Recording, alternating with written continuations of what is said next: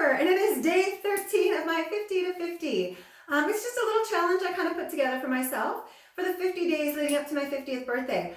I am getting rid of one random item or something in a category to kind of help declutter on my way to the big 5-0. I have something a little different. I'm going to insert a video clip today to show you where this bad boy came from. It is a storage container that was kind of behind my closet door. So I'm going to play that real quick.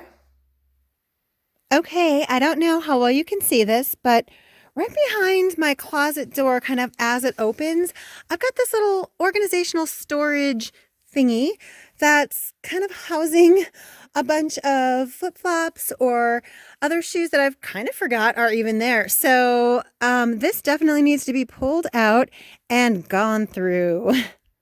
Okay, so as you can see, I pulled it out and I've got a lot of, I'm going to call forgotten footwear. That's going to be today's category. I'm going to go through this guy and see what shoes are no longer serving me and which ones I need to keep.